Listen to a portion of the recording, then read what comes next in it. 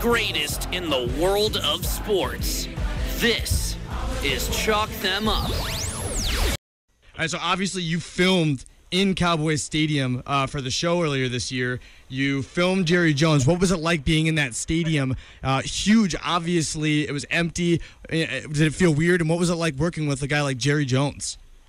It was incredible, the whole thing. Jerry was so gracious to give us the place, and he showed us around like it was his home. And again, you know, not to take away anything from Giant Stadium. The new stadium is amazing, but this is on a whole other level. And to be in there, you know, by ourselves and be able to see every ounce of it was incredible. So, and Jerry was great and willing to do, you know, whatever I asked. So it was great. It was a special moment.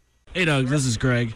Another guy who played a big role in this season was Mavericks owner Mark Cuban. Is he really a piece of work?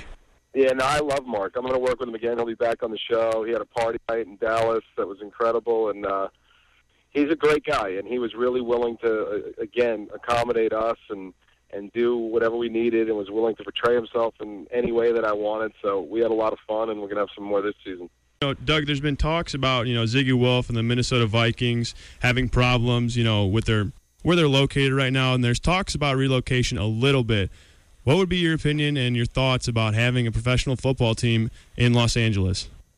It'd be incredible, but I'd hate to see Minnesota lose the Vikings. That's, you know, storied franchise that should stay there, but LA needs an NFL team, maybe even two. So I'm excited, you know, that it's looking more and more like a reality.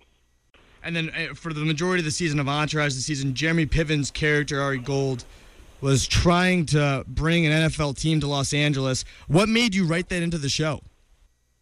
You know, I guess I write what I want. So when I kind of want the team there, and Casey Wasserman is a friend of mine, and Mike Ovitz is a friend of mine, two guys who have been trying to get this done for a while.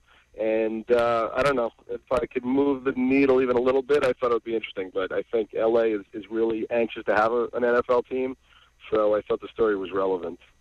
And what do you think about the plans that have been submitted to bring a pro football team to Hollywood? Obviously, they have some plans out there to bring a stadium next to the Staples Center. What would you think about that?